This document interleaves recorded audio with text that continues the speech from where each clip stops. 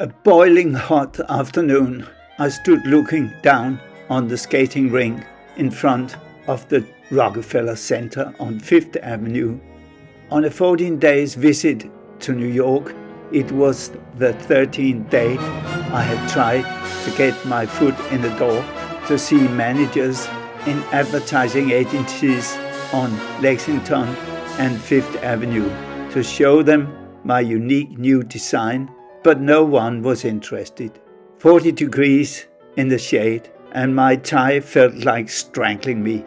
Looking up at the Rockefeller Center, I saw a huge sign saying Standard Oil, and desperate, running out of time, I took the lift up to the 26th floor. As the lift doors opened, a receptionist was sitting at a desk next to the door to Standard Oil's office. I introduced myself and said, "May I see the Vice President for 5 minutes, please? I have a unique invention that he will not reject." She stared at me as if I was a ghost, hesitated and said, "One moment, sir," took my brown paper bag with my unique cube calendar design and left. A few moments later, she came back and said, "Go through that door. You have exactly 5 minutes to explain yourself." Standing behind a large desk, as he turned around, I said, "Standard Oil could be the first in the world to use my unique design for promotion." Hesitating a moment, he said, "I will buy 52.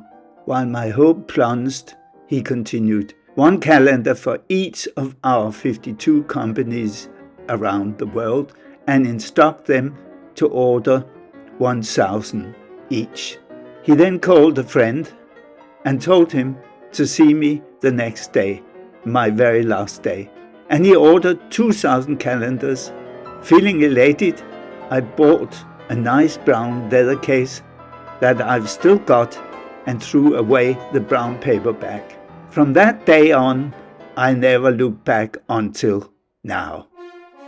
Life is a gamble. The biggest prize we can win is life itself, and being born to caring parents that gives us a good start in life.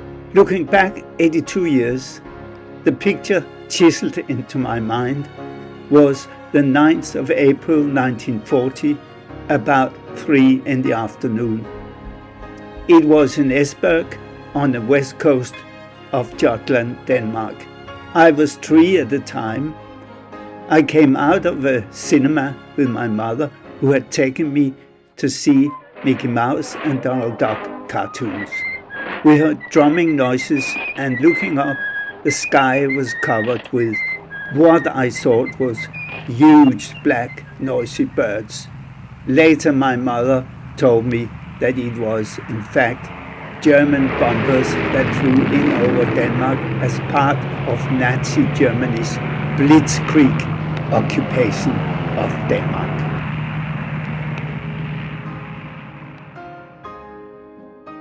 In the winter of 1942-43, my parents decided to move over to Copenhagen.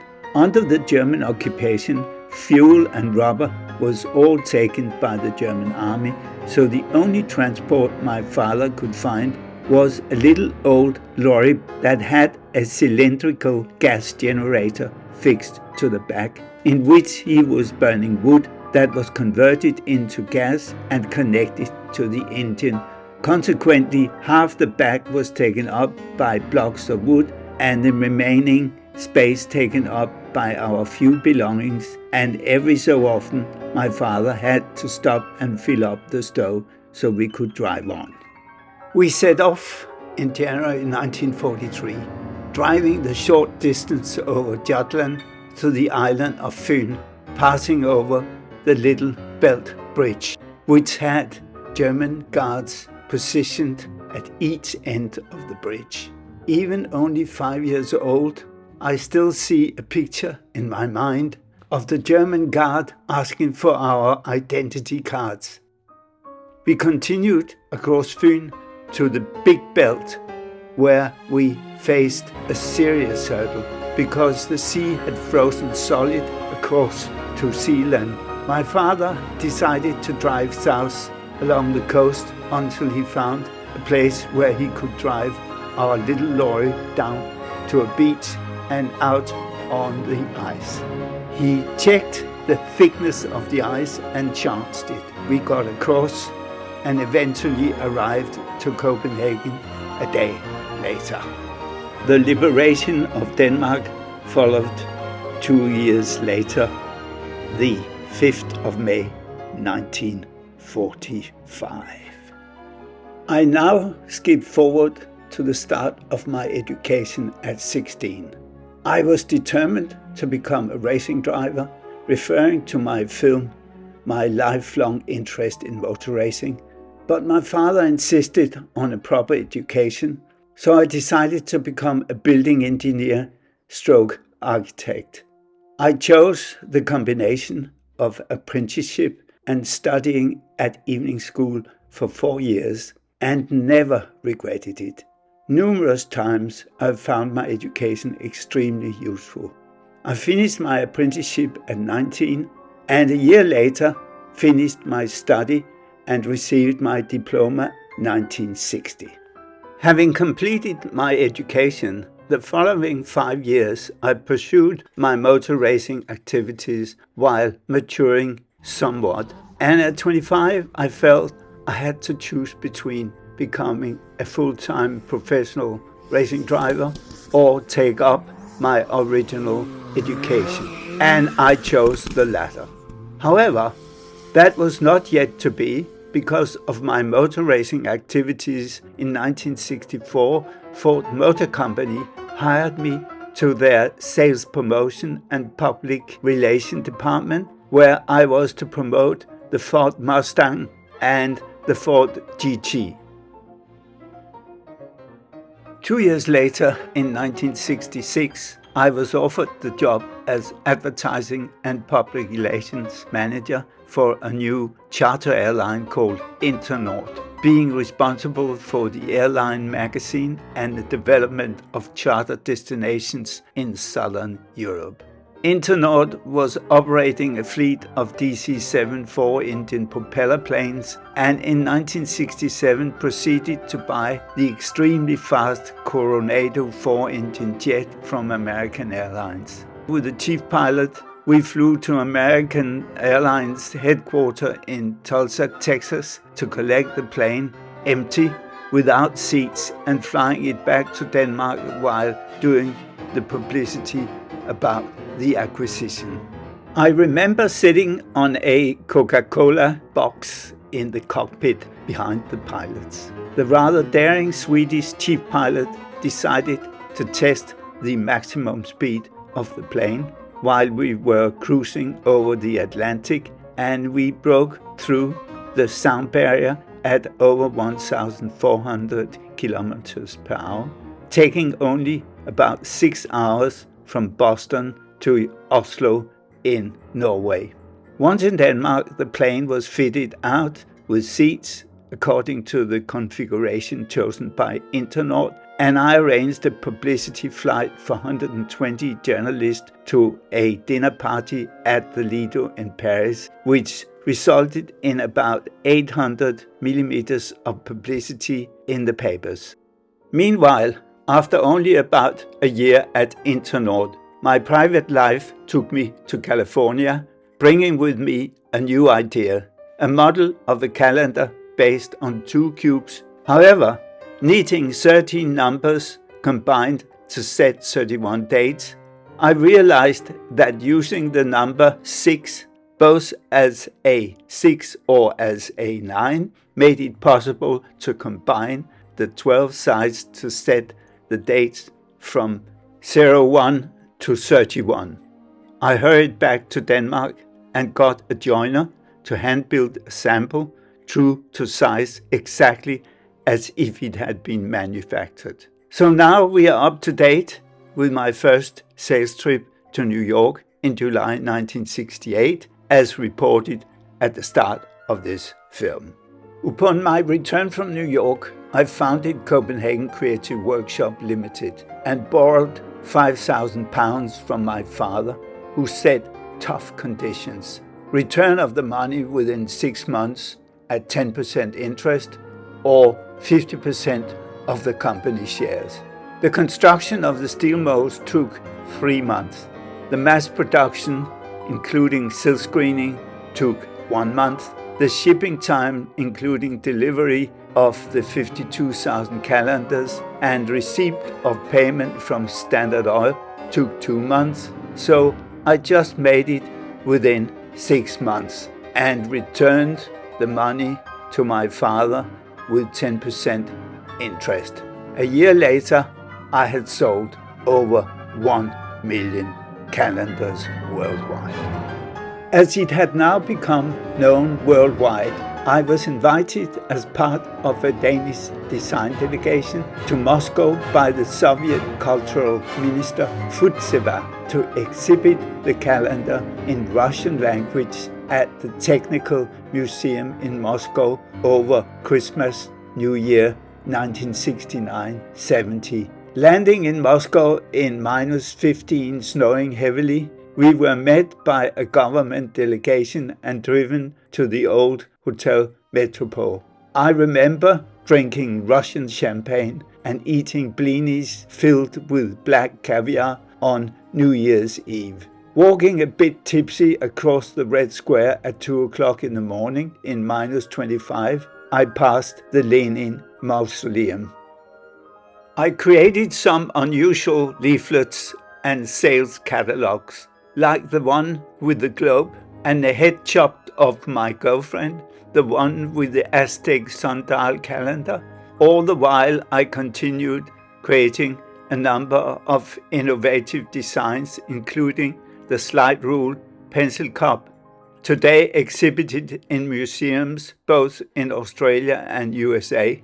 The metric converter pencil cup, a huge success in the USA in 1972 when they went metric, and the easy calendar that received an Oscar in France for the best publicity design in 1974. The Macy and May department stores in the US put me on the front of their sales bulletin and sold my calendar in all their stores in America. Many more designs followed, and I went on a 21-day selling trip to the US, where I had meetings in 21 states and cities with invites from the vice presidents of Goodyear Tire Company and the Riker Pharmaceutical Laboratories in California, among others.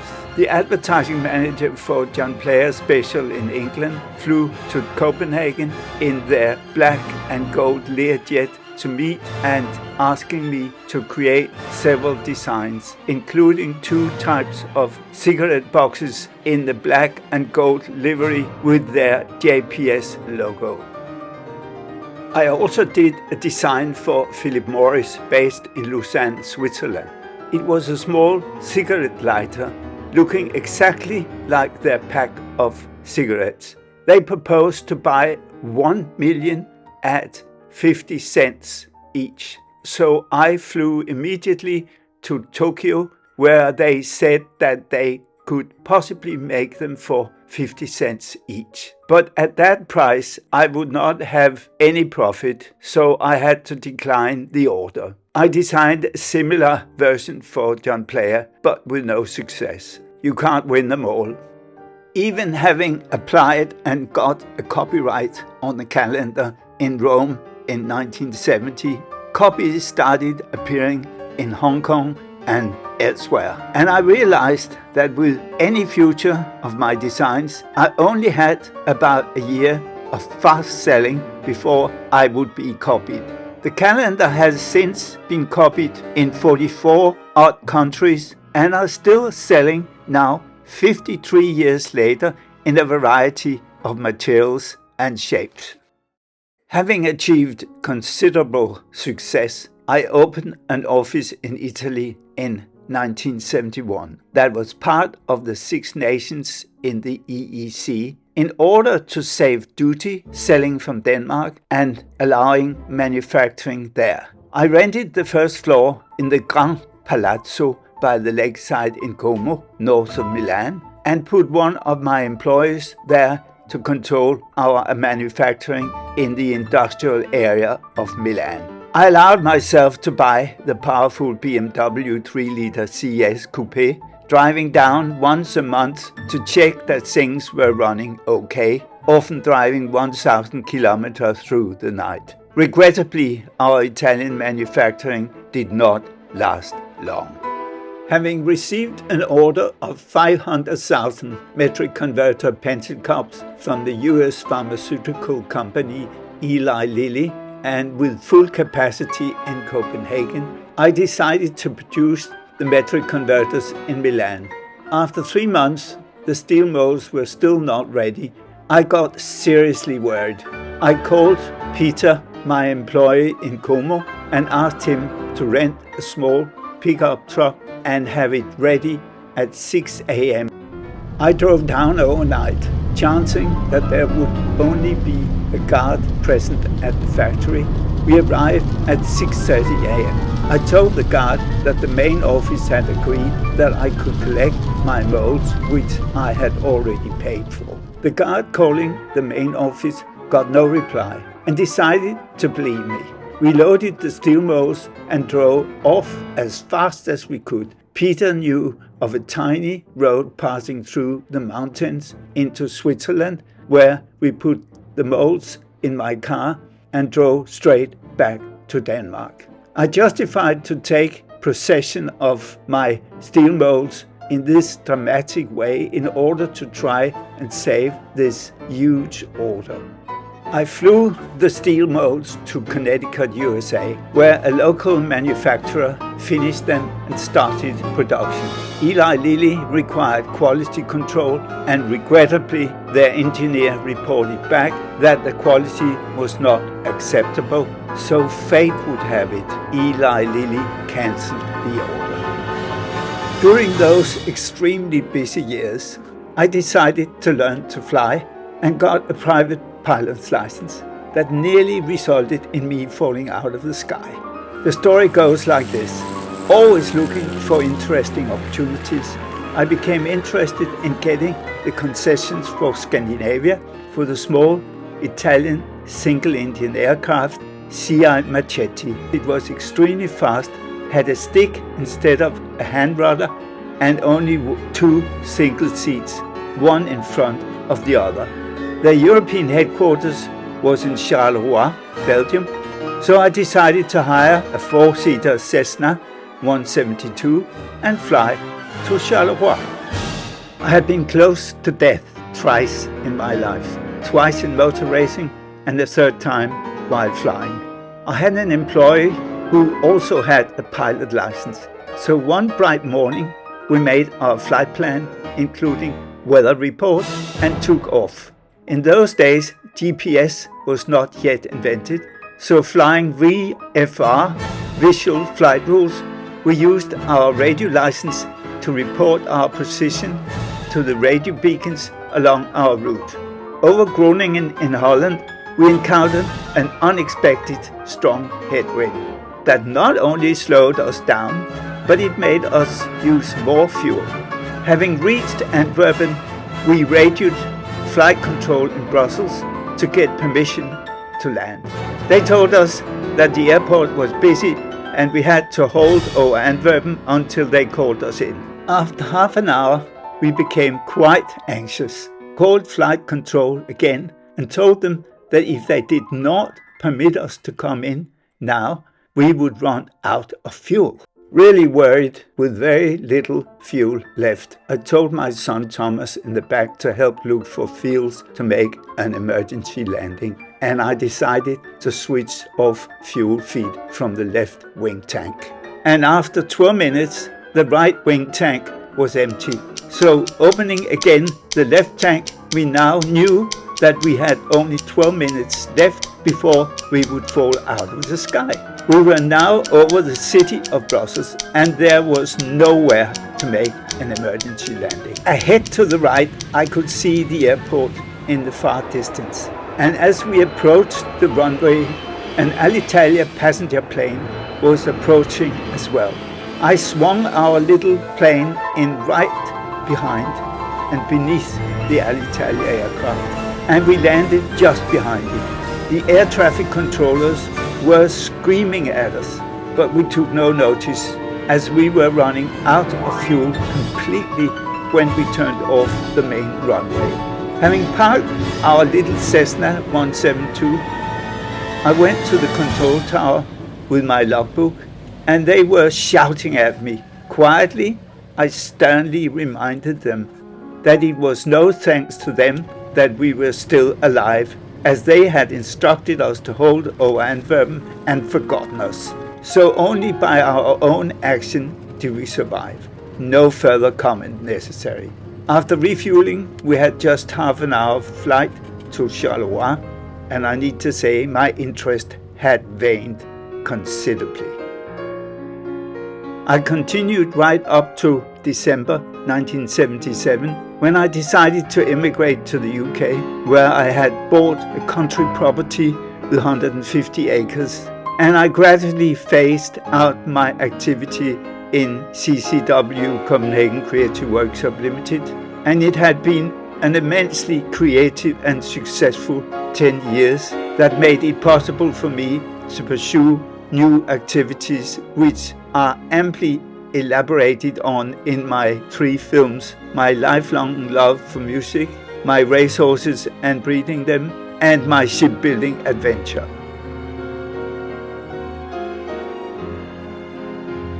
Even after taking a risk in your life, and if you fail, there's no need to understand yourself differently, because if you have the desire to achieve your goal, then failure will not harm you, and one day you will eventually succeed and fly into the sunset content, knowing that you have achieved all you set out to do.